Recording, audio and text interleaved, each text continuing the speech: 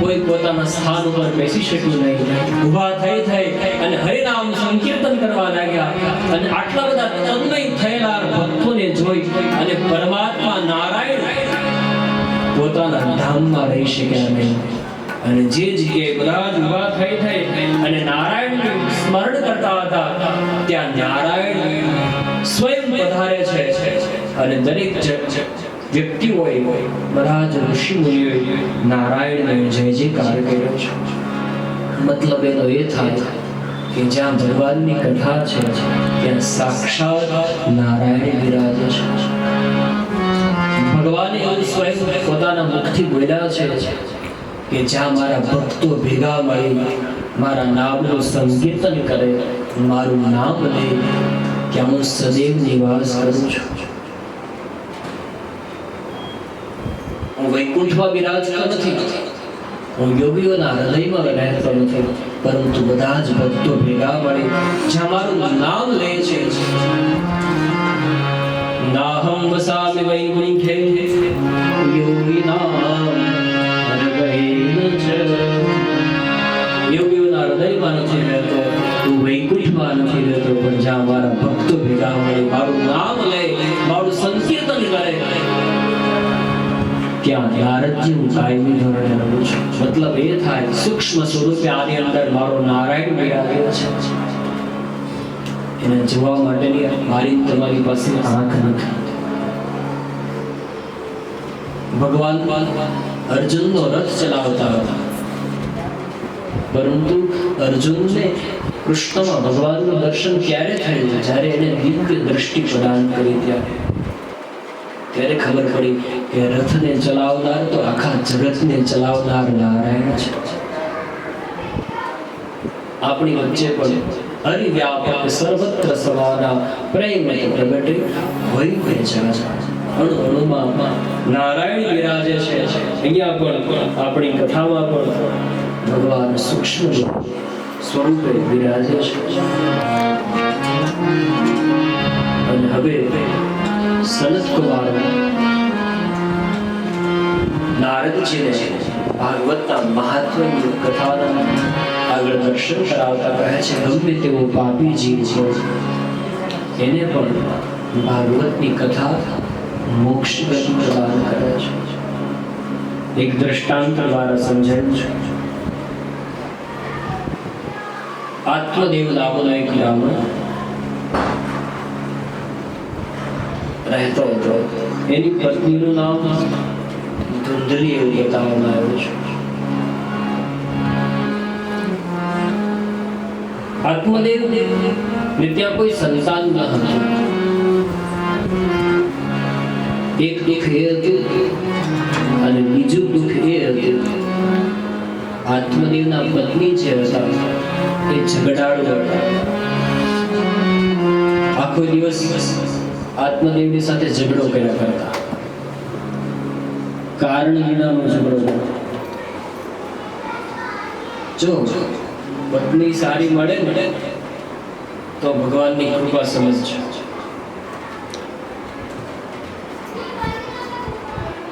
બાકી તો મેળા હોય તો પછી એને કાઢવું પડે સમજ, અને પછી કઈ ફેરફાર ન થઈ શકે. પરંતુ પત્ની ચંડી પાઠમાં એવું લખ્યું છે પત્ની મનોરમા દેહી મનોવૃત્તાનુસારિણી તારિણી દુર્ગ સંસાર સાગરસ્ય પુરુષ. હે ભગવતી મને સારી પત્ની આપજો. માર્કંડેય ઋષિ એમ કહે છે. બાકી જો ભટકાઈ ગયા હોય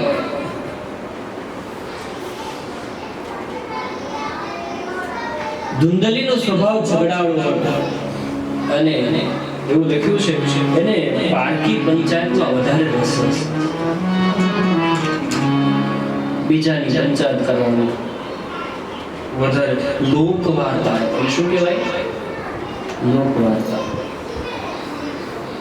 ઘણા વ્યક્તિને પોતાની ઘરમાં ઓછો રસ હોય પણ બીજાના ઘરમાં વધારે રસ હોય. ત્યારે માની લો આનો સ્વભાવ ધુંધળીના જ છે.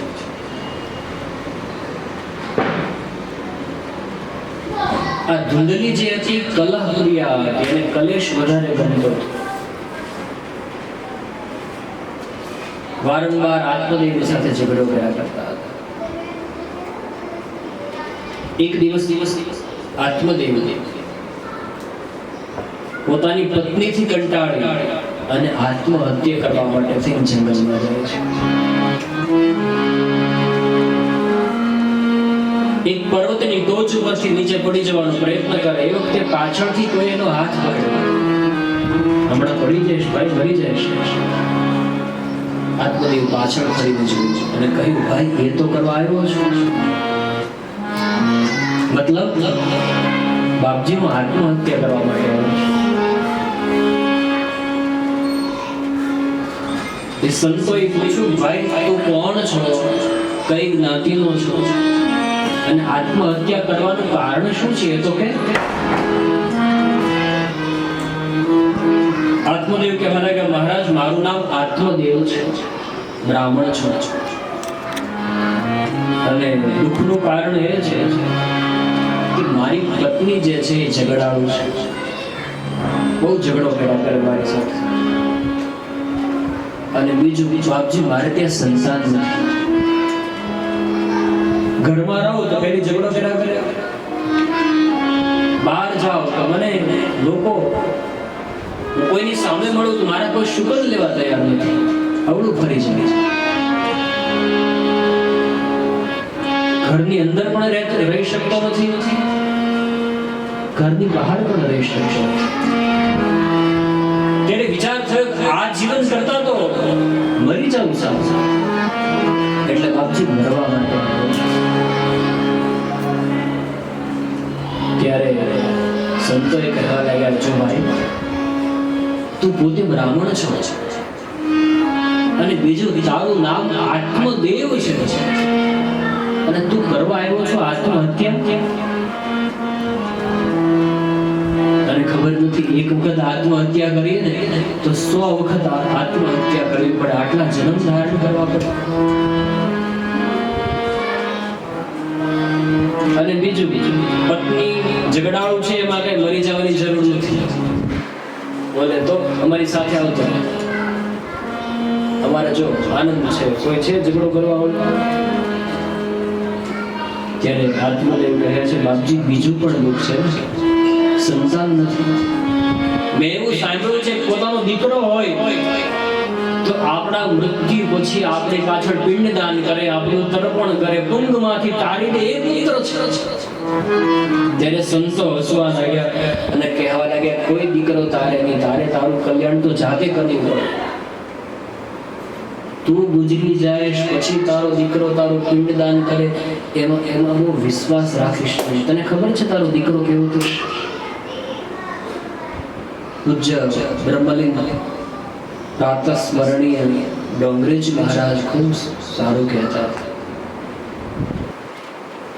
એવું કહેતા હતા કે પોતાનું પિંડદાન જાતે કરવું. પિંડદાનનો અર્થ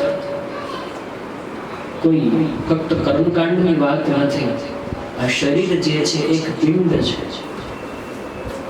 જેવી રીતે મૃત્યુ પછી જે પિંડદાન કરવામાં આવે, જ્યાં સુધી એના ઉપર તુલસી દલ અર્પણ કરવામાં ન આવે ત્યાં સુધી નારાયણ એ પિંડનો સ્વીકાર નથી કરતો. એવી રીતે આ શરીર એક પંચ મહાભૂતનું બનેલું પિંડ છે. એના ઉપર તુલસીની માળા એ ઠાકુરજીને આ પિંડ અર્પણ કરવાનો ભાવ છે. જીવતા જ તમારો પિંડ પંચ મહાભૂતનો ઠાકુરજીને અર્પણ કરી દે છે. મતલબ સંપૂર્ણ રીતે શરણાગત થાય છે. જો એક વખત જીવતા ઠાકુરજીને સંપૂર્ણ રીતે તન અને મનથી શરણાગત થઈ ગયા તો પછી એ પિંડનો સ્વીકાર કરવાની ઠાકુરજીને ફરજ પડશે.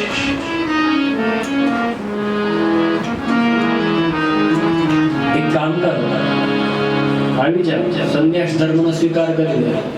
ત્યારે આત્મદેવ કહેવા લાગ્યો, બાપજી તમે આ ફકડ છો ને એટલે આવું બધું શું છે તમને? એક વખત એક કામ કરો, મેરેજ કરો, લગ્ન કરો, પછી સંસારમાં આવો, પછી ઝઘડાળુ પત્ની મળે પછી દીકરો ઘરે ન હોય પછી કેટલું દુઃખ પડે ને ત્યારે સમજાશે. અત્યારે કઈ તમને, કારણ કે તમે તો આ નાના હો ત્યારથી સંન્યાસ ગ્રહણ કર્યો.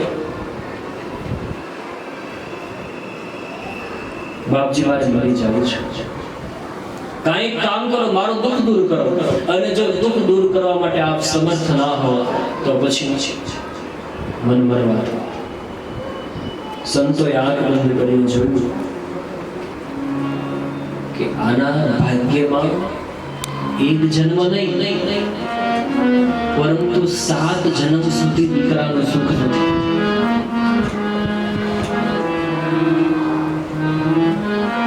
ફરીથી સંતો આત્મદેવને સમજાવે છે દીકરાની કાંઈ કોઈ જરૂર ન હોય. ઘણું બધું પોતાની રીતે સમજાવવાનો પ્રયત્ન કર્યો, છતાં પણ આત્મદેવ માન્યા નહીં. છેલ્લે આટલું કીધું, બાપજી તમારામાં સામર્થ્ય હોય તો મને દીકરો આપો, અને જો આટલું સામર્થ્ય ન હોય તો મને મરવા દેવા. એટલે સંતોએ વિચાર કર્યો કે આ લાતનું ભૂત છે, વાતથી કઈ સમજવાનું નથી. ત્યારે સંતોએ કૃપા કરી એક ફળ આપ્યું અને કીધું, ભાઈ આ ફળ તારી પત્નીને ખવડાવજો, જરૂરથી તારે ઘરે દીકરાનો જન્મ થશે. તારા 2 દુઃખ છે, એમાંથી એક દુઃખ તો હું દૂર નહીં કરી શકું. તારી પત્ની જે ઝઘડો કરે છે એ દુઃખ તો મારાથી પણ દૂર નહીં થાય. રમૂજમાં, આનંદમાં એક સાહિત્યકાર પાસેથી મેં એક વાત સાંભળી કે એક વ્યક્તિ ગૃહસ્થી એક સંત પાસે ગયો અને કહેવા લાગ્યો, બાપજી થોડીક તકલીફ છે, દૂર થશે? ત્યારે મહાત્માએ કીધું, બોલ, મેં તો બહુ બધી સિદ્ધિ પ્રાપ્ત કરી છે, તારે શું દુઃખ છે? ત્યારે પહેલા કીધું, મહારાજ પત્નીનું દુઃખ છે, બહુ ઝઘડો કર્યા કરે. ત્યારે સંતે ધીમેથી કીધું, એટલા માટે તો હું ભાવ ગયો છું, એ દુઃખ દૂર થાય હતું ને એટલા માટે તો છોડી નીકળી ગયો છું. મહાત્માએ કીધું, તારા 2 દુઃખ છે, એમાંથી એક દુઃખ તો દૂર નહીં થાય, પરંતુ તારે ઘરે દીકરાનો જન્મ થશે અને આશીર્વાદ આપ. આત્મદેવને લાગ્યું કઈ વાંધો નહીં, એક દુઃખ દૂર થાય તો પણ કઈ વાંધો નહીં. આત્મહત્યા કરવાનો વિચાર છોડી અને ઘરે આવે છે. એની પત્નીને ફળ આપ્યું અને કહેવા લાગ્યું કે આ ફળ સિદ્ધ સંતોએ આપ્યો છે, આ ફળ તું ખાઈશ ને તો ભગવાન આપણે ઘરે દીકરો આવશે. આત્મદેવ તો ફળ આપીને જતા રહ્યા. ધુંધલી બેઠી બેઠી વિચાર કરે છે આ ફળ ખાવ કે ન ખાવ. આ કથા છે ને એક રૂપક કથા છે. આત્મદેવ જે છે એ જીવ છે, એની પત્ની જે ધુંધલી છે એ બુદ્ધિ છે. 3 કલાક સુધી કથા સાંભળી અને જે 3 કલાક કથા સાંભળવાનું જે ફળ મળે એ જીવ શું કરે? બુદ્ધિના હાથમાં આપે કે મેં 3 કલાક કથા સાંભળી, કથામાંથી આટલું સાંભળવા મને મળ્યું છે, હવે શું કરવાનું છે બોલો? ત્યારે બુદ્ધિ તર્ક વિતર્ક કરે. એ તો શાસ્ત્રીજી તો કહે આપણે જેમ કરતા હોય કરવાનું. બુદ્ધિ આપણને આવો અંદરથી જવાબ આપે. જો આપણી બુદ્ધિ, આપણું મન આપણી સાથે દિવસમાં ઘણી બધી વખત વાતો કરે છે.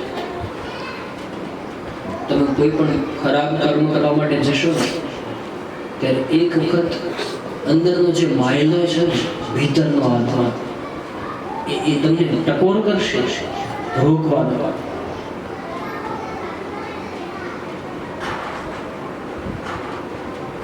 ત્રણ કલાક કથા સાંભળી અને પછી જે કઈ ફળ મળે એ બુદ્ધિ જે છે ધુંધલી, એ પછી વિચાર કરે કે આવું કઈ ફળ ખવાતું હશે.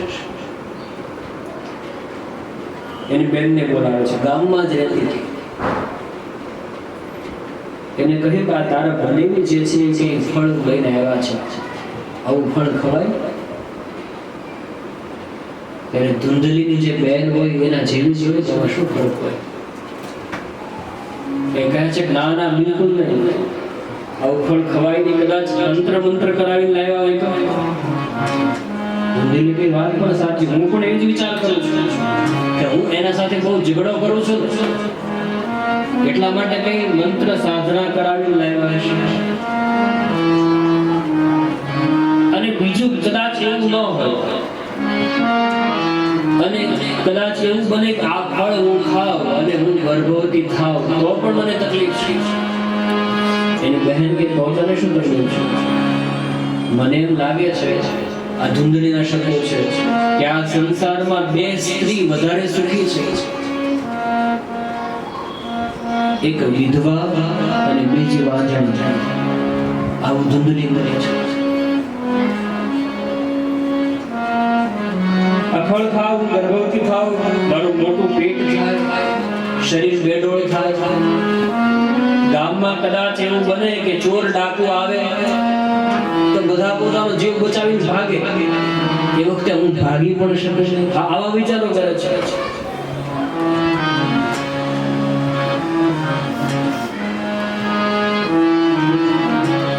તો પછી એવા ફળને શું કરવું? ધુંધલી ની બહેન કહેવા લાગી, એક કામ કર, તું આ ફળ જે છે એ તારા આંગણામાં જે ગાય છે એને ખવડાવી દે.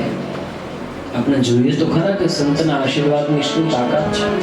અને હું અત્યારે ગર્ભવતી છું, મારા ઘરે જે કાંઈ સંતાનનો જન્મ થશે એ હું તને આપી દઈશ. આજથી તું એવું નાટક કર કે હું ગર્ભવતી છું.